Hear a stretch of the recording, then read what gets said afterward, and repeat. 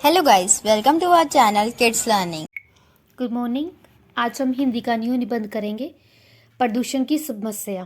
पहले हमने पंजाबी में भी किया निबंध, आज हम हिंदी में करेंगे। Now let's start. सबसे पहले भूमिका। मानव और प्रकृति के बीच जब संतुलन बिगड़ जाता है तो हमारा वातावरण दूषित हो जाता है। आज हमारे देश में प्रदूषण की समस्या बड़ी गंभीर बनी हुई है।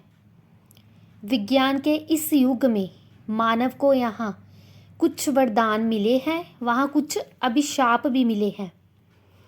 प्रदूषण एक ऐसा अभिशाप है जो विज्ञान की कोख में से जन्मा है और जिसे सहने के लिए अधिकांश जनता मजबूर है। अब सबसे पहले प्रदूषण का अर्थ। प्रदूषण का अर्थ है प्राकृतिक संतुलन में दोष होना। ना शुद्ध वायु मिलना, ना शुद्ध जल मिलना, ना शुद्ध खाद्य मिलना, ना शांत वातावरण का मिलना। अब प्रदूषण कितनी प्रकार के होते हैं? प्रदूषण कई प्रकार का होता है। प्रमुख प्रदूषण कौन कौन से हैं? वायु प्रदूषण, जल प्रदूषण, ध्वनि प्रदूषण और भूमि प्रदूषण। अब हम इनको एक्सप्लेन करेंगे। सबसे पहले वायु प्रदूषण। महानगरों में ये प्रदूषण अधिक फैला है। वहाँ 24 घंटे कल कारखानों का धुआं इस तरह फैल गया है कि स्वस्थ वायु में सांस लेना भी दुर्लभ हो गया है, यानी कि मुश्किल हो गया है।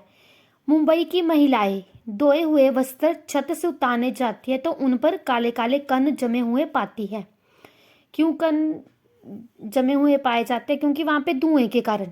ठीक है, ये कण सांस के साथ मनुष्य के फेफड़ों में चले जाते हैं और असाध्य रोगों को जन्म देते हैं। ये समस्या वहाँ अधिक होती है। यहाँ सघन आबादी होती है, वृक्षों का अभाव होता है और वातावरण तंग होता है। ठीक है, नेक्स्ट है जल प्रदूषण। जल प्रदूषण क्यों होता है, इसके कारण और इससे कौन से रोग हो सकते हैं? कल कारखानों का दूषित जल नदी नालों में मिलकर भयंकर जल प्रदूषण पैदा करता है। बाढ़ के समय तो कारखानों का गंदा या दुर्गंधित जल सभी नालों में घुल जाता है। इससे अनेक बीमारियां पैदा होती है। जल प्रदूषण के कारण हमें पेट और त्वचा संबंधी रोग अधिक होते हैं। लूज मोशन, डायरिया, उल्टियां जैसे बीमारियां आमतौर पर जल प्रदूषण के कारण होती हैं। आगे है 3 नंबर पे ध्वनि प्रदूषण। मनुष्य को रहने के लिए शांत वातावरण चाहिए, परंतु आजकल कारखानों का शोर, यातायात का शोर, मोटर गाड़ियों की आवाज़ और लाउडस्पीकरों की ध्वनि ने बहरेपन और तनाव को जन्म दे दिया है। एंड लास्ट है भूमि प्रदूषण।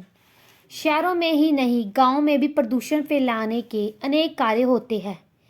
किसान लोग अधिक पैदावार की होड़ में कीटनाशक दवाइयों और कृत्रिम खादों का प्रयोग करके भूमि की उर्वरा शक्ति को घटा रहे हैं। भूमि प्रदूषण कई बीमारियों को जन्म दे रहा है और स्वस्थ जीवन जीना मुश्किल बना रहा है। सरकार को इसे नियंत्रित करने के लिए उपाय करने चाहिए। प्रदूषणों के दुष्परिणाम कि इसके क्या परिणाम हो रहे हैं प्रदूषण के कारण? उपयुक्त प्रदूषणों के कारण मानव के स्वस्थ जीवन को खतरा पैदा हो गया है। खुली हवा में लंबी सांस लेने तक को तरस गया है आदमी। गंदे जल के कारण कई बीमारियां फसलों में चली जाती है, जो मनुष्यों के शरीर में पहुंचकर घातक बीमारियां पैदा करती है। भोपाल गैस कारखाने से रिसी गैस के कारण हजारों लोग मर गए, कितने ही अपंग हो गए, यानी कि जिनके अंग खराब हो गए, अपंग हो गए। पर्यावरण प्रदूषण के कारण ना समय पर वर्षा आती है, ना सर्दी गर्मी का चक्र चलता है। सूखा, बाढ़, ओला आदि प्रकृति प्रकोपों का ही कारण भी प्रदूषण है। प्रदूषण के कारण प्रदूषण को बढ़ाने में कल कारखाने, वैज्ञानिक साधनों का अधिक उपयोग, फ्रिज, कूलर आदि दोषी है। प्राकृतिक संतुलन का बिगड़ना भी मुख्य कारण है। वृक्षों को अंधाधुंध काटने से मौसम का चक्र बिगड़ा है। घनी आबादी वाले क्षेत्रों में हरियाली ना होने से भी प्रदूषण बढ़ा है। मेन कारण क्या है? वृक्ष ज़्यादा कट करने के कारण जो है प्रदूषण बढ़ रहा है। सुधार के उपाय। अब हम इसे कारण है। अब इसको सुधार कैसे करना चाहिए? विभिन्न प्रकार के प्रदूषण से बचने के लिए अधिक से अधिक पेड़ लगाए, हरियाली की मात्रा अधिक हो, सड़कों के किनारे घने वृक्ष हो, आबादी वाले खुले क्षेत्र हो, हवादार हो, हरियाली से ओत प्रोत हो। कारखानों को आबादी से दूर रखना चाहिए और उनसे निकले प्रदूषित मल को नष्ट करने के उपाय सोचने चाहिए।